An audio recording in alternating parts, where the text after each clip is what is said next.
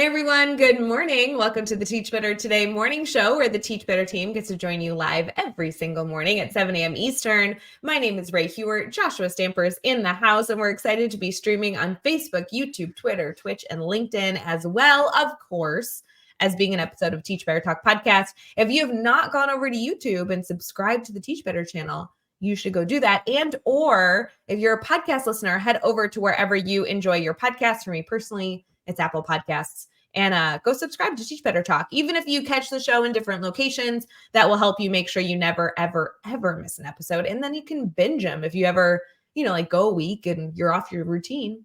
You can go over there and listen to them all in one. So we will be right back as we dive into obviously a fun conversation. And if you have any questions that you want us to consider, feel free to put them in the chat and we'll do our best to support you. We'll be right back.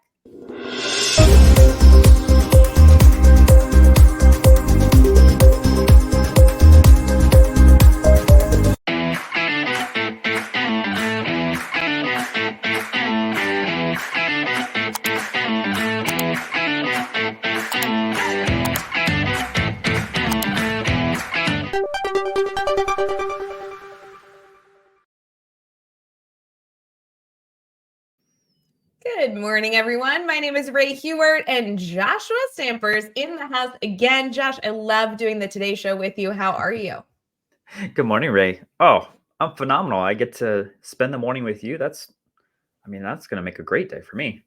I just really appreciate you being here. I do want to know what number of cup of coffee you're on. Like, I know it's early, but you are a coffee drinker. I do know that about you. And like, are you on your first cup, second cup, sixth cup? No, actually, I've been trying to decrease my coffee consumption. No. But I'm still at 2 cups a day, and they're pretty large. I mean, you've seen my mugs, right? I mean, I've shown on the show the large amount of coffee I drink. So even 2 cups is probably more than the average person. So what were you at and where are you at now? Like when you say decrease to 2 cups, where are we starting from? Yeah, I'm usually 1 or 2 cups, but they're pretty large. Okay. But I And then was have drinking you like throughout the day. So I mean, it was just like the cup is never, or the mug is never empty type of situation. Fair enough. Fair enough. That's kind of what it's like when I go out to dinner with my parents, except it's with wine. Hey, to each their own, and I kind of support that. No, I'm just saying, if for any of you that someday meet, my parents, my recommendation is to not ever drink wine with them because your wine is never empty. So you can't actually count how many glasses you've had, and then you can't drive home. So I'm not saying they're pushers. I'm just saying they're really rough to party with. So it is what it is. But they're very social people. They're very social. It might be too early to maybe be discussing wine. We'll keep it to coffee. I know Katie always said she drank a pot of coffee. And I was like, that is not helpful to have me measure because you technically could fill the pot as much as you wanted and call it a pot of coffee. Like, do you fill it to the top? I just visualize her drinking the pot. I don't know why. Like a cartoon. Yeah, some mornings I feel like that. Yeah. And I know Jeff specifically does like those K-cups. So he could actually measure per K-cup. So that's good. We've got the K-cups also in rotation. And, now with the holiday, we got to have the Christmas blend. And, so we're a little addicts with this holiday season with the holiday blend specifically. That makes sense. So it's interesting. I know at some point we need to talk about holidays. We can do it now if we want to, but just an awareness of all the holidays happening was like the goal. I was like, oh, we should talk about that on the show. And I even like looked up what the holidays are going on in December. So none of you have to do it. And we can get into that. But the reason I'm bringing it up right now, Josh, is because as somebody who doesn't celebrate Christmas, I have had Christmas music blaring in the kitchen. I have had my like holiday candles. You're talking about like holiday blends. Those are usually like a Christmas blend. I am such a nut for this season, even though it's not my holiday. I love like lights are up. I'm so happy. Like lights are going. I love it. I love when people have something to celebrate and they're joyful. It's so fun. That's what I've been screaming, Ray, on this show and other places. I mean, I just find joy in all of these things. So I mean, why not lean into it a little bit? So yeah, we've had. I think I talked about this with Jeff. Was we have multiple trees, we have the lights up, and this was like well before Thanksgiving. So I know I'm in the minority, but with COVID, we started this tradition of like as soon as Halloween is done, starting to slowly pull things out, and it's a joyous time. We all find joy in it. And now my kids are actually the catalyst of this. Like I was actually kind of pumping the brakes this year, but they were determined, and so much so my oldest daughter, she started just pulling stuff out. She was just like she put up one of the Christmas trees with lights and the whole 9 yards. So I mean, I guess I'm Yeah. passing that tradition down. Yeah, I have to say, I know that every single family has their own traditions that they lean into when you put up the Christmas lights, when you celebrate. I just have to say, if you are in a household where Christmas lights or lights in general, I should have just said string lights. String lights are a part of your celebration. The more quickly you put them up, the better for me. So that's what I want to emphasize. So it doesn't matter what you celebrate, but if you're putting string lights up, just know I appreciate you because I think that they are stunning. When you are walking in the downtown area or driving in the neighborhood, oh my God. Like our neighborhood just started where the bottoms of the trees and the tops of the trees all match. And so as you Yep. drive through the neighborhood, each street kind of like adjusts. It's literally like driving through a wonderland. It's amazing. Well, Ray, I would say that it's pretty fun at the school level too. Like I remember we used to do grade level competitions for hallways, and like Yeah. it changed just the whole feeling of the building. It was a lot of fun for those like 3 weeks right before the holiday break to have, winter themes, and like, every year was different, but it was something that kind of was a decompressor of just like the stress of like, you know, all the due dates and the tests and things that typically come at the end. Grades were due, that kind of stuff. But like it was a time that teachers and students got to like come together and like have a fun competition. And it changed like every hallway into this magical like winter land. It was awesome. Yeah, I love, and you guys know this, I love any opportunity to celebrate anything. And Yep. then also I love when schools especially, but just holistically, we can create those kind of magical moments just because I love that they're a little bit of a surprise, keeps people engaged, and then I don't know, you get to tear it down and do something new. So it's kind of Yep. exciting. Josh, this does blend in perfectly because I didn't want to necessarily do a whole episode on it.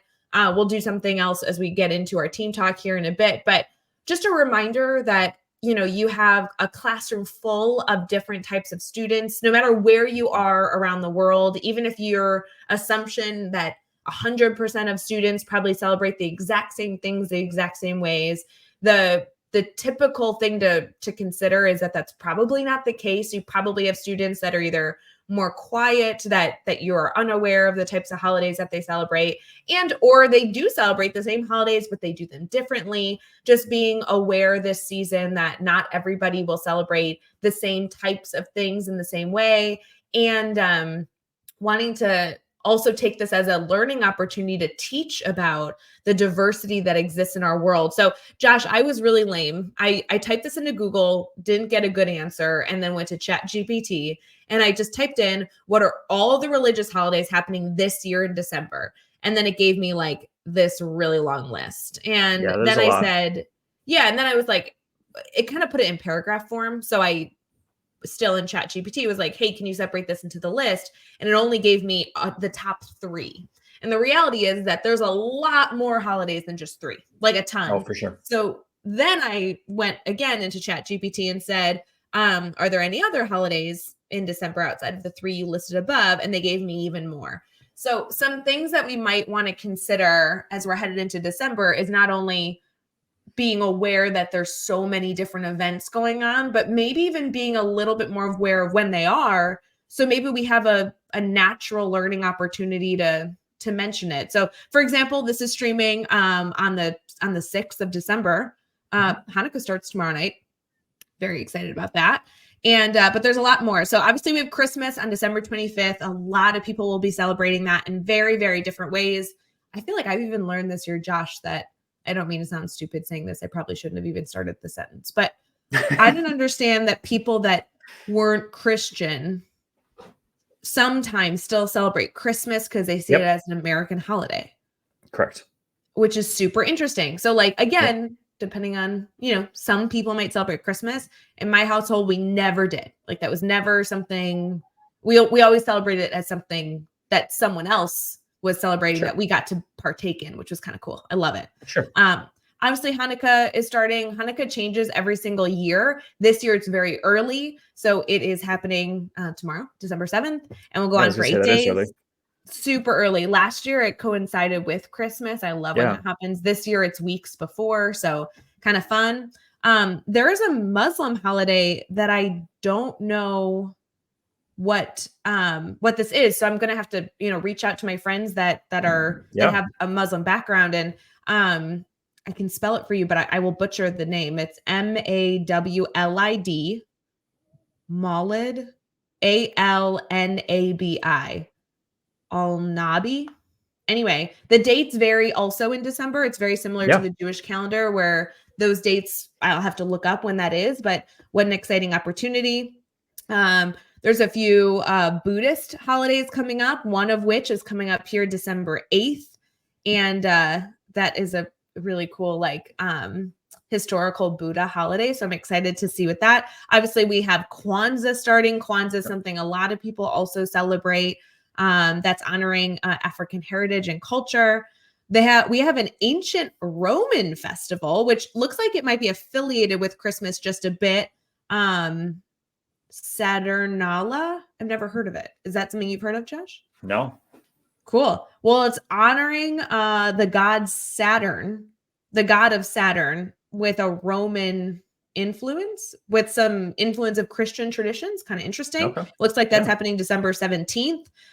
We have the winter solstice coming. So just lots of fun opportunities here. There's so many different cultures and religions that we have an opportunity to learn about and celebrate. So again, sorry, Josh, to blab on about this. I just love this reminder.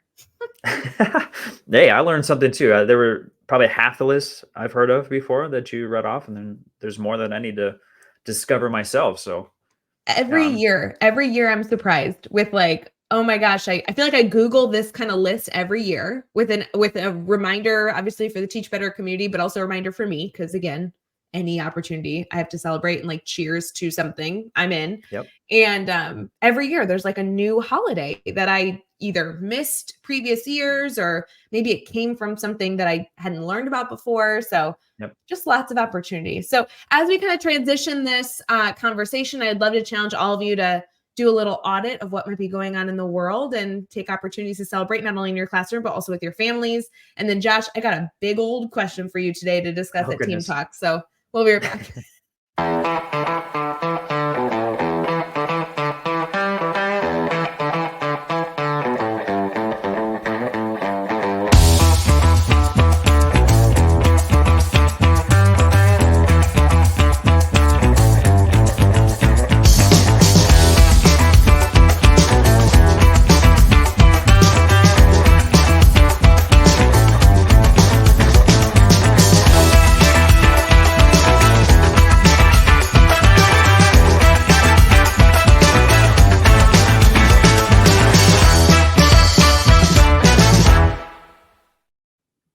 Hey everyone, thank you for sticking with us on the Teach Better Today morning show. We are headed into our Team Talk section, which is where we're getting into some educational food for thought. And Josh, I have one for us today. I really want to talk about moods. Are you ready? I don't know. It depends on where you're going with this. I know. I haven't talked to you about this. So if I say the word moods, what comes to mind as far as the word mood? What do you think of? A mood ring? Oh, like a mood ring. Yeah. Yeah, I like that. And a mood ring is kind of actually exactly where we're headed, because a mood ring is kind of bringing awareness in some way to what your mood is, right? You put on a ring and it turns different colors, and in theory it's supposed to, right? It's supposed to tell you what your mood is. In theory, yes. I feel like mine was always or maybe purple. You're cold. Yeah, it was like you're cold or you're hot, but whatever. So I want to discuss mood trackers. Have you ever tracked your mood in a mood tracker? Me personally, no. Okay. So that is kind of where I wanted to take this conversation, because I've had some dialogue recently with a few different people in the education Okay. community and not. They're talking about stress, which I know we've mentioned previously on the show. And I mean, gosh, it's December. We're all very aware of stress. Yep. And there was a little bit of a awareness factor that came up in conversations that I was having of sometimes we feel as though things are better than they are or worse than they are just based on our perception, right? Mhm. For me specifically, I like to over dramatize things in general. Now I'm over dramatizing moods.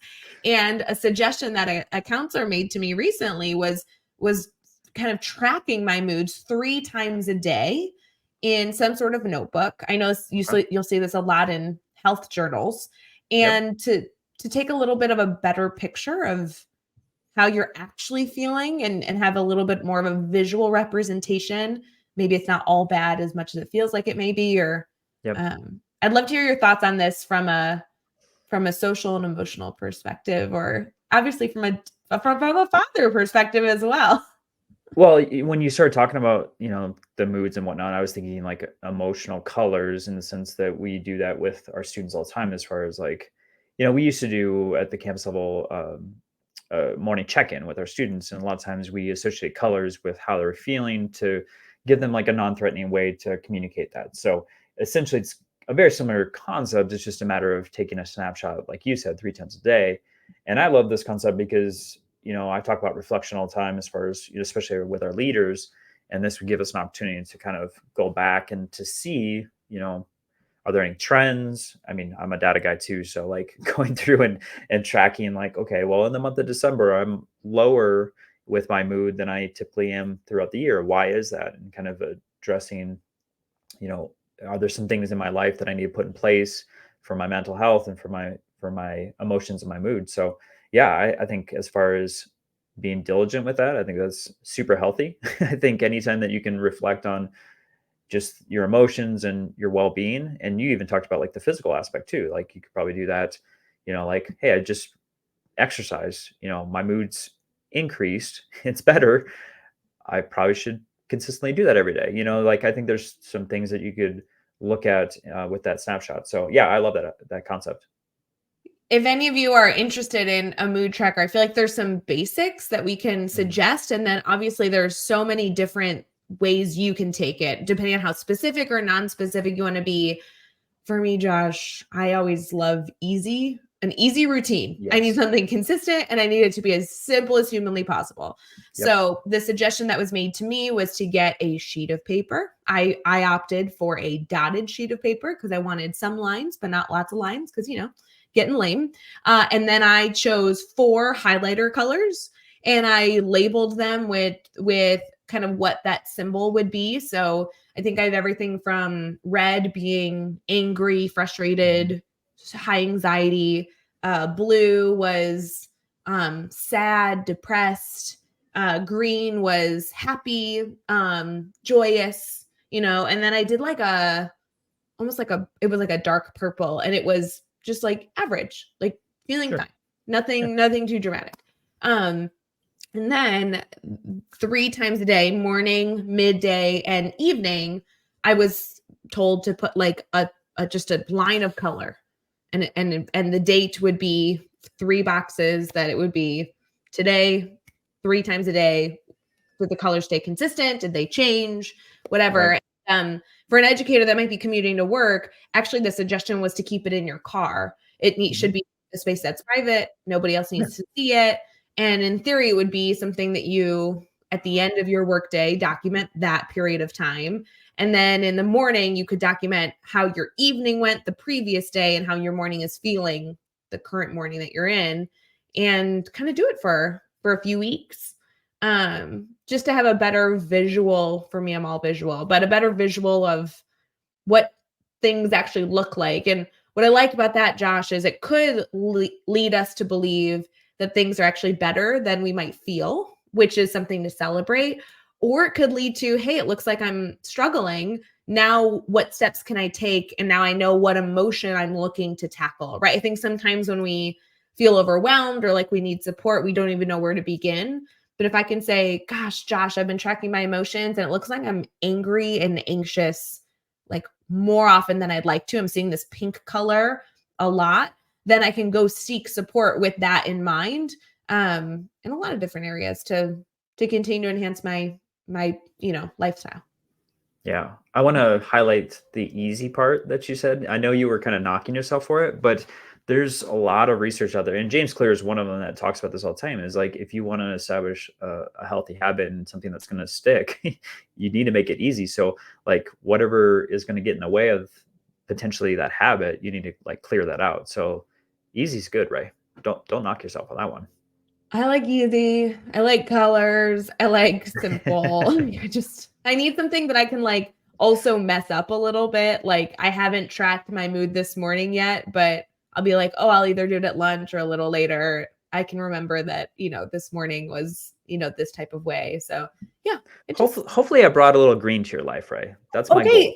So it's really funny you say that because I feel like I totally am in a spot where be like, oh, it was a great morning. I almost feel like now I want to maybe add a note every so often, which I guess with a highlighter color, I could like jot a note to be like, why was it green? Well, it wasn't green because it was easy to pick up my outfit or that I got to sleep in, but it was green because I got to hang out with our Teach Better community. I got to hang out with Josh. Like that to me is good information, right?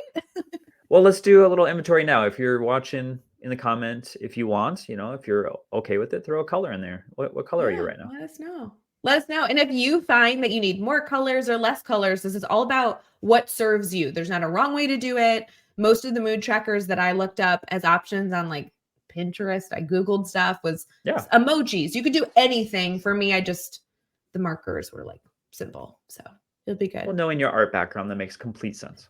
I just want to doodle. So anyway, I'm excited for all of us to just continue to do an audit of what makes us happy. And if we need support, to be aware of what type of support we need. Josh, thanks for talking through this with me. You're always somebody that I feel like I can be vulnerable with and talk about, colors and moods. Why not? I love it. And I actually was thinking like how I can maybe implement this, in a simple way for myself too. So maybe I'll be tracking my moods with color. I think I just want to doodle too. You just want to doodle. It's fine. I've been doing watercolor as my doodle outlet recently. So doodle away. I love seeing that on social media. It's my favorite. So good. All right, friends, enjoy the rest of your morning. If there is anything we can do for you, including support your mood to be a little bit better, please reach out. Josh and I are here to always support you, as well as, of course, the Teach Better team. Even though Katie's on maternity leave and technically isn't around, she is constantly in the comments and participating. So we're always here. I know we need to. She needs to relax. She needs to get some rest. I know that's hard, but still. Josh, you saw that. I accidentally texted the group text yesterday and said, "Okay, I was the first one to respond." I know, guys. Okay, I was trying to text Josh to be like, "Hey, about the show," and I don't know how this happened, but I accidentally texted like a group of us, which was Josh, Katie, Jeff, me, whatever. And Katie was the first to respond. I'm like, Katie, go away. You're not working. You're like, go to bed. Go to bed. She's like, yeah, friends. Right. I know. We hope you have a great day and get a good night's sleep because, Katie Meglin's not getting it right now. Bye, guys. Hey, Teach Better community. Thank you so much for joining the Teach Better Today morning show every single weekday at 7 a.m. Eastern. We have so many resources for you outside of this live stream at teachbetter.com, including blogs, podcasts, and professional development that will bring our team to your school. Wherever you are listening from this morning, please make sure you are sharing and celebrating the incredible educators in this world. And hey, if you are listening over on a podcast to Teach Better Talk, we would love a 5-star review. The comments are always so entertaining. We'll see you tomorrow.